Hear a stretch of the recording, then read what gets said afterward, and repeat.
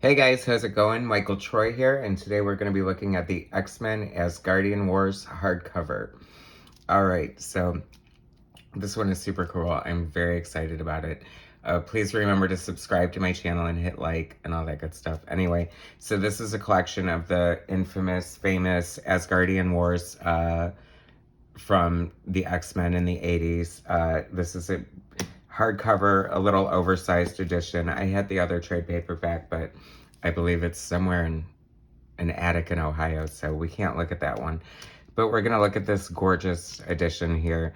I love the cover. Art Adams, who does most of the art on the interiors. It's all written by Chris Claremont, and then the other penciler is Paul Smith for the Alpha Flight X-Men team-up portion of the book.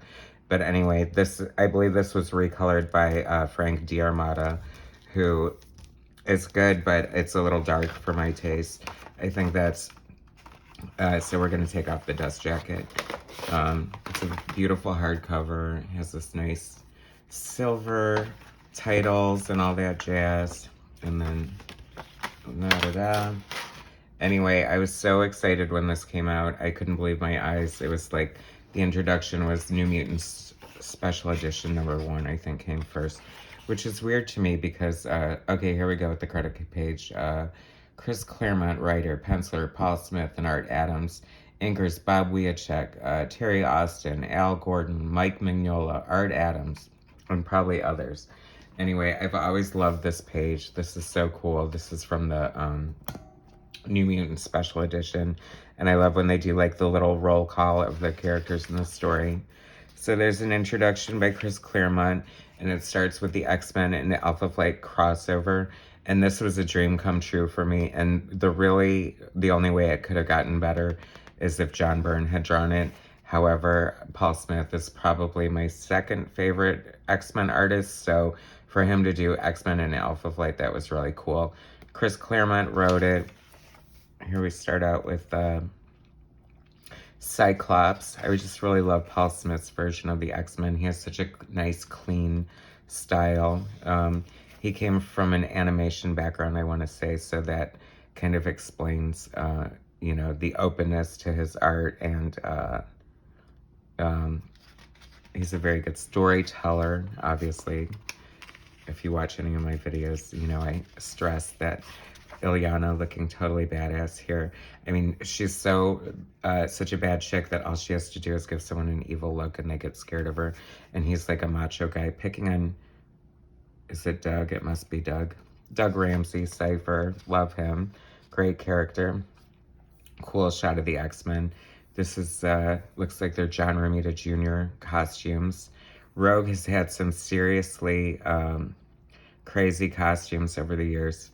And I've loved most of them. What can I say? I have to say Colossus's costume is so classic, his normal one. That's not too much of a deviation, so it's okay. I love Colossus. Such a great character. Rachel in her hound outfit. This is a glitch in the danger room, I think, or something crazy. Like, why would you want to, well, I guess, you can learn from your past experiences. But I always wanted, like, a big hound series, like a mini series or something showing Rachel as a hound. I'm sure it's been done in current modern X-Men, perhaps. I don't know. I haven't read X-Men regularly since sadly, well, I guess I did hang on after a while, but it just wasn't the same after Chris Claremont left. That's so cool. Rogue's skin touches Colossus's arm, and she absorbs his power and turns metal. That's kind of cool. I love the little touches like that. Here's, then we switch over. We're introducing Alpha Flight to the story. This is Dr. Michael Two Young Men, a.k.a. Shaman, and giving Walter Lankowski, a.k.a. Sasquatch, a physical, while his girlfriend, the ever-so-sexy Aurora, like my favorite I'm in love with the North Star and Aurora. I can't, I'm obsessed. Anyway, very sexy monochromatic jumpsuit. It's Heather McNeil, Hudson, Snowbird. I feel like this is like a reunion with old friends. When I busted this out, I was just like, oh my God, I love this book so much. It's so good. And this paper is so nice and the printing looks great. when this first came out, it was on this new printing process called the flexographic printing. And unfortunately, it was like a learning curve. The covers were way too bright, and the blacks, they didn't change the ink plates enough, so sometimes it would look a little gray. So not a good time for printing, especially when you're having such great artists working in the fields. And let's face it, Marvel Comics in the 80s had some of the best, most memorable artists of our time. And this is such a great shot of, I suppose that's Asgard with all the Odin and the other gods and stuff, and Loki. Don't start your crap, you crap starter, Loki. Anyway, there's Shadowcat, Puck, and Nightcrawler. Poor Snowbird looks terrible. Oh yeah, I think I glazed over that. Oh no, we're not there yet. But something's wrong with her. Anyway, such great. Loki always has the best costumes, doesn't he? And can't wait for that Loki series on Disney Plus. That'll be fun.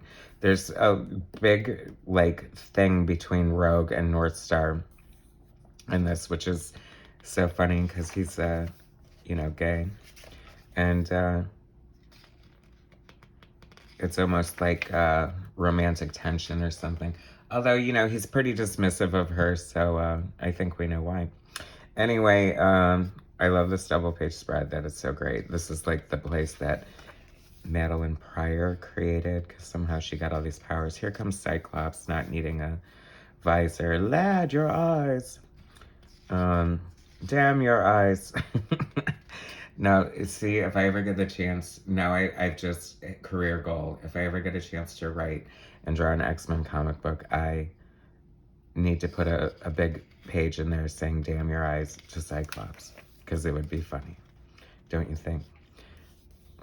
Look at these crazy characters.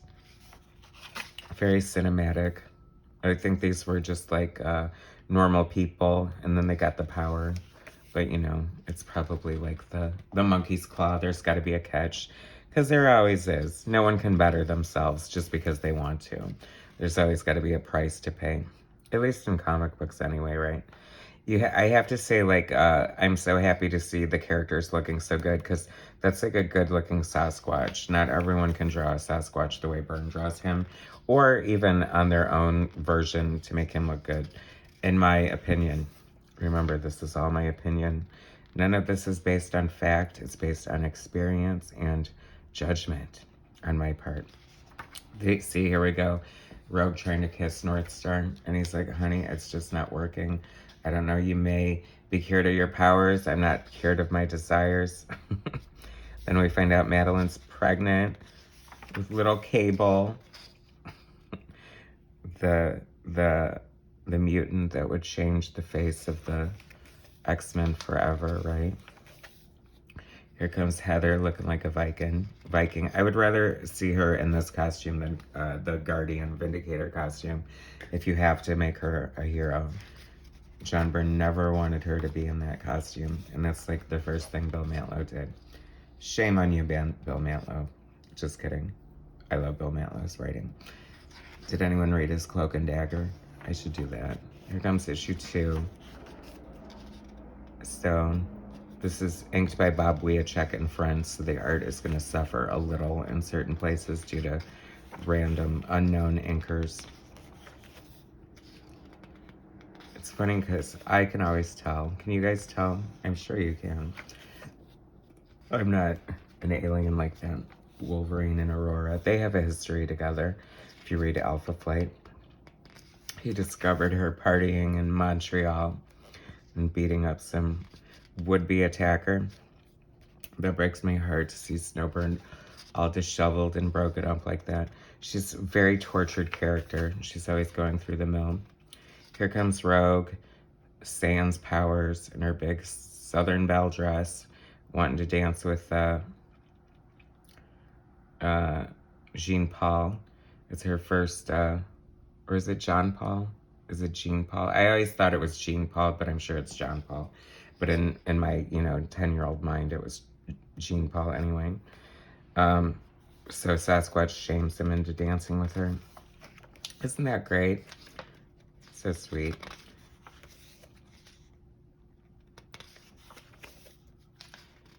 Some great, I mean, it's just so cool to see Alpha Flight and X-Men together. I think it's been done since then. Not everyone's a fan of her bright yellow, people call it ice skating costume, but maybe that's what appeals to me. I don't know. I like it. What can I tell you?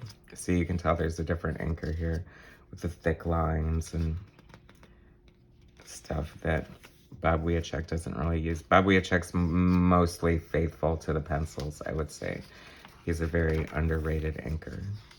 I enjoy his inks a lot, and especially appreciate them even more now. This is some fun inking in here.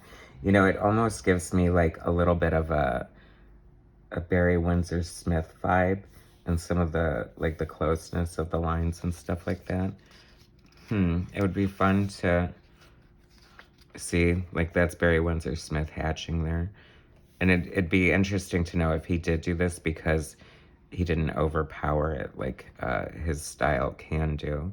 I'm going to go with yes on that that's probably Barry Windsor-Smith, which would be very cool. I'd love to know who else inked this tag team inking in here. Loki, you try, but you always fail. So be it, fools. Puck and his weird deformed ear. I mean, isn't it bad enough you're a dwarf and then you have to deal with this weird ear too? I mean, I don't know if that was ever explained or not. I'm sure it was. Alpha Files, to me, comment. What happened to Puck's ear? So this was kind of heartbreaking too. This is basically Rachel meeting Scott for the first time. And then she's pregnant with a boy. So she realizes that she's not going to exist. But then she gets chummy with Cyclops anyway, so all's well in the X-Men.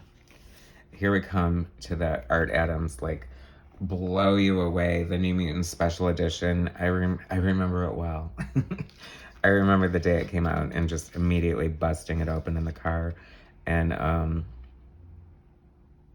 reading it right then and there. It's so funny because the way that this Karma is colored, I think that's supposed to be her double chin, and they made it like a collar. I love little coloring errors like that. Actually, they drive me up the wall. So Art Adams is illustrating. I mean, does he not draw the best Mohawk Storm ever? I just love this. Like, this is somebody who just loves to draw. I mean, this is like so infectious and makes you just want to bust out your crayon or your pencil or your iPad or whatever the hell you draw on. And just, I mean, come on. How fun is that?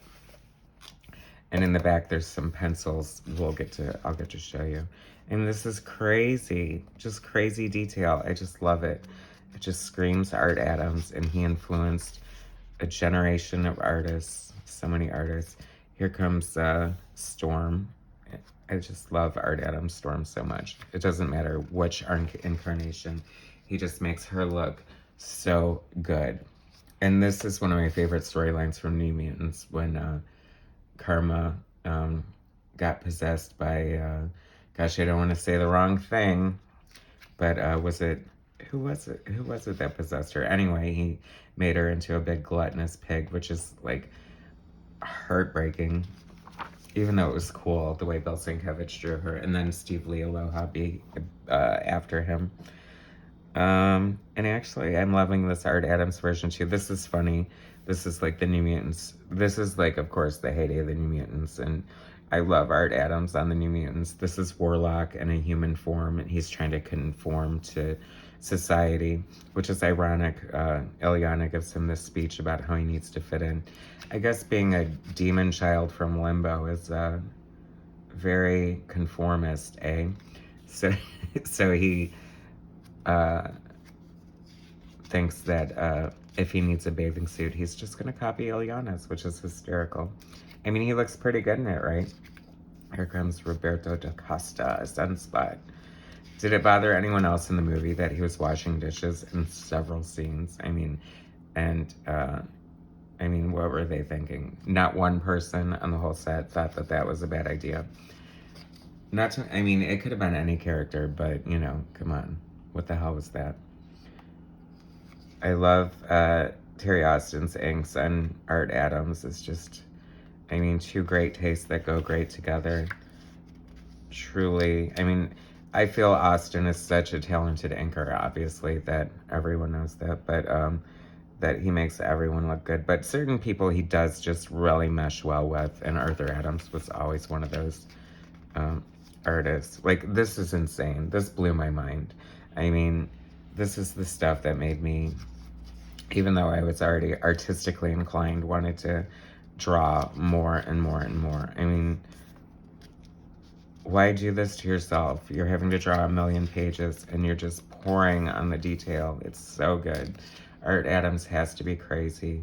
I mean, this is just insane.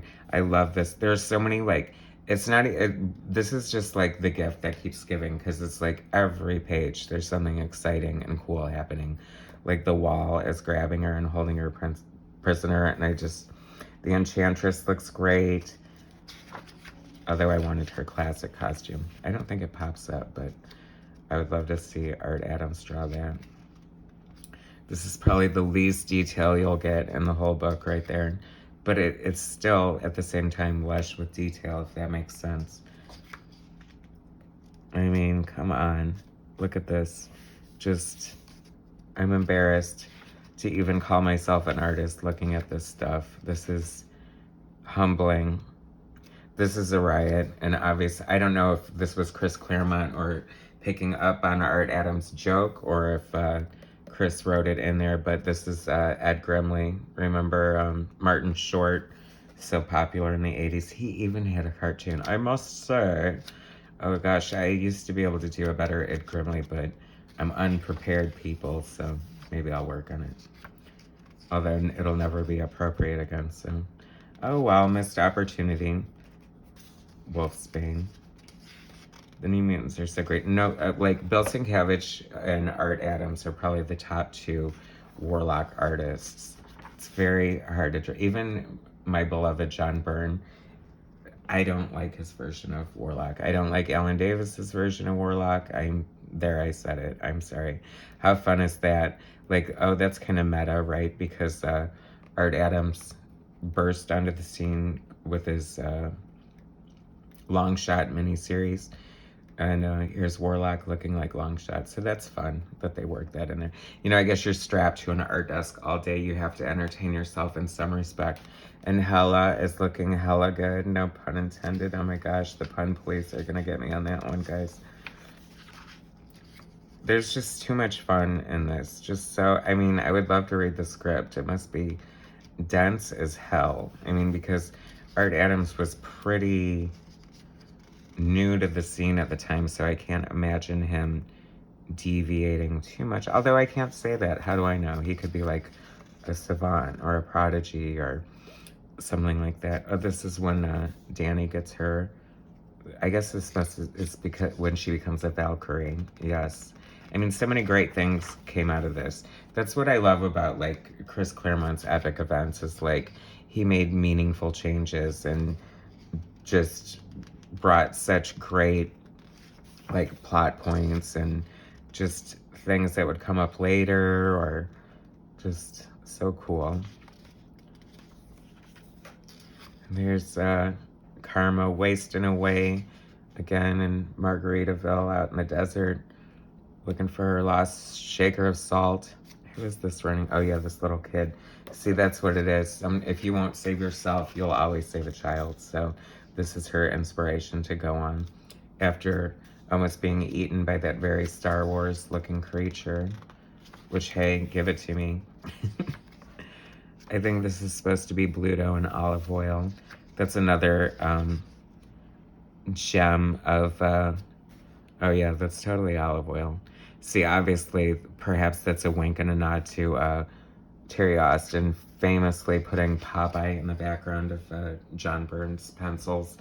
And I think that pissed him off, but I don't know. It was a good-looking Popeye, so I don't know how I'd feel about that. Like, I guess it depends on the caliber of the art, but, you know, you're minding your own business drawing something, and that just goes to prove that inkers are not tracers. They're also saboteurs. Just kidding. Anybody who watches my channel knows that I love inkers and the art of inking. So that was a joke. Wolfsbane looking so cool there. And she meets this other wolf who can, but that's as far as he can go, is like the mid-wolf form, I think. And so, love that. Here comes Volstagg. And the other two, gosh, their names are escaping me. The Something 3, gosh, I'm a genius. Look how cool Magma looks there. Amara, Olivia,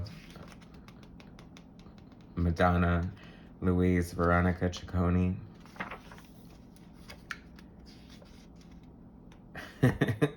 That's so funny there. I just love to see, also, again, like these are, if you guys are trying to be a comic book artist, this is stuff that editors look for. They want, you know, they want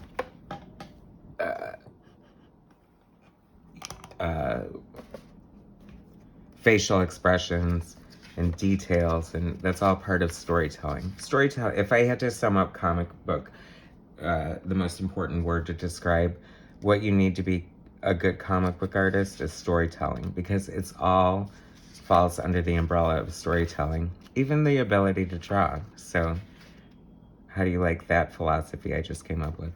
Ilyana looking very cool and menacing with horns and chainmail.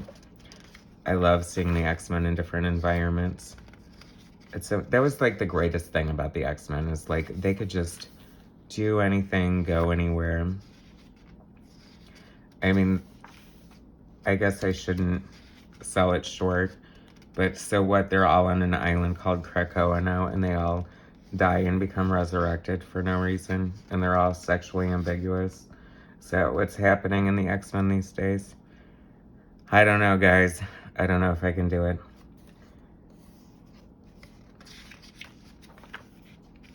So this is cool. I love the relationship between Warlock and Doug, and it kind of makes sense because Doug's power is like he's a linguist, so he can understand any language, which is a passive mutant power, but, you know, when he teams up with his buddy Warlock, and Warlock can become his armor, I mean, it's all good. Look at the little Warlock face there. That's so adorable. I love it. I just love this detail. I mean, I must have worn the crap out of this copy when it came out, just looking over it and over it. I feel like so much of this is just burned into my brain, even though it's been a while since I've visited it or revisited it. Warlock is Gumby. Art has being meta again, since he drew Gumby. I don't know if this led to him drawing Gumby or if he had already committed to it for Kamiko in the 80s.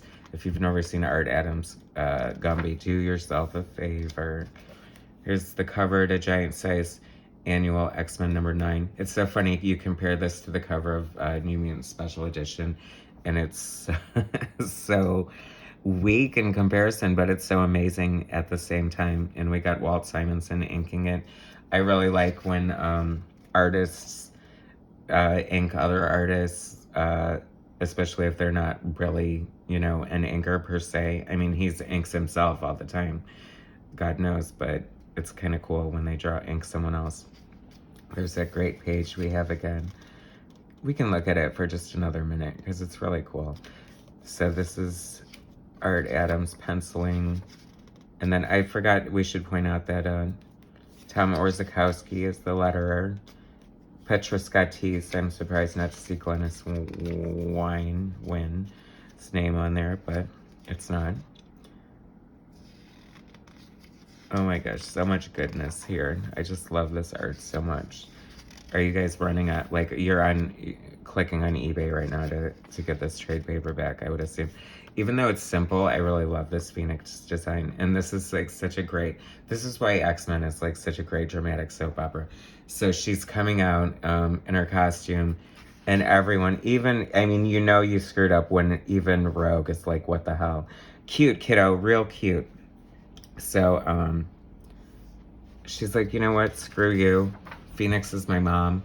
I came from the dystopian future to like save you guys, and Cyclops, she screwed up everything by marrying Jean's clone. I mean, God, you know you're obsessed with someone if you even frickin' marry their clone after they die, even when they're not really dead and they're just putting their self together molecule by molecule at the bottom of Jamaica Bay. And I wonder why non-comic book people think that we're such freaks. I mean, what a thing to say, eh? This is so much fun. I love this. I love this pink coloring. I forgot why it's happening, but it's some sort of psychic state going on or something, but it's so cool. Ilyana. I mean, is she not the best character? She's my favorite New Mutant ever. I love her. She's so cool. I mean, normally aging someone seems like such a plot contrivance, but Chris Claremont like laid the brick for that because that was such a great story. Having her not only grow up in limbo, but sort of be like this half demon, dark child, whatever. Sam. I love my Sam. All the original Mutants are so great. Wolverine. It's funny, this is his costume to me, the brown and orange one. I know everyone's in love with the yellow one, but I don't know why. I mean, I guess it's okay, but it is bright yellow.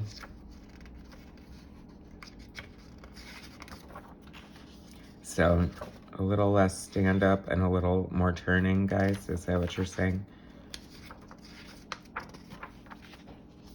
Danny is a Valkyrie. I think Chris Claremont had a full circle moment with that.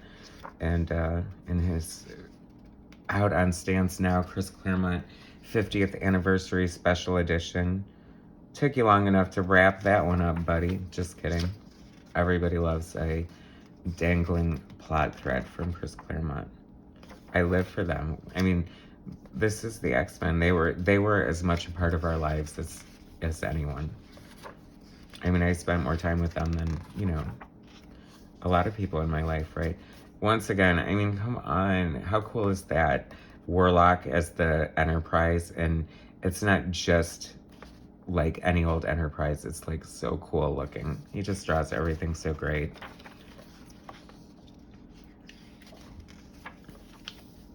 You know, you really have to love to draw to be a comic book artist, because unless you bust your ass or you're lucky or you're part of something crazy, like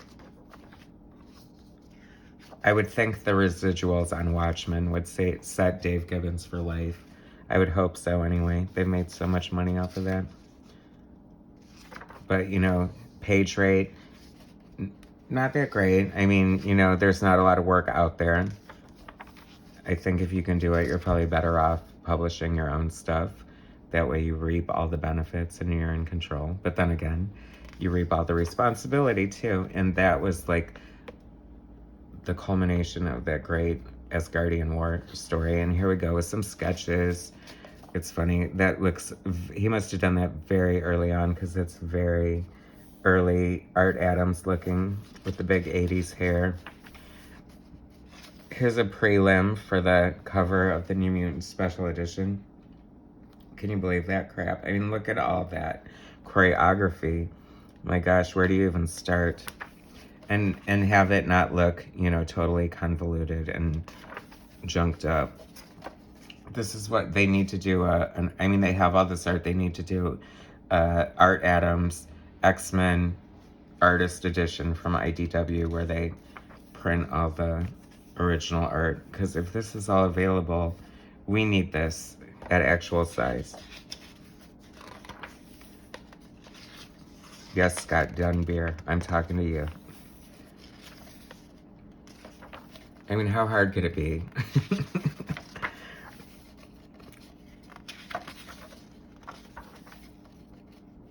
This must have just taken forever to draw. What a joy this is. You guys really need to check that out. See, that's the original colored trade paperback cover. I have this one, but it's smaller, and I do like the larger size. But see, the more modern coloring, I mean, there's nothing wrong with it per se. Maybe it's my taste, or maybe it's just what I'm used to. I don't know, but I just feel like it's so dark. Like, everything looks oversaturated and just like, I don't know, you lose something. Now this is interesting, because this, I don't know if this was the, let's see.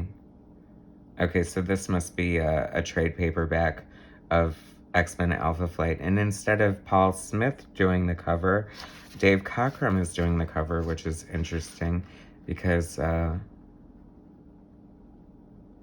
it's not that great.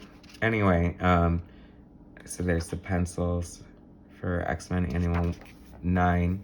So that was that. One of my favorite books of all time. You guys need to get this. Thanks so much for sitting here and checking it out with me.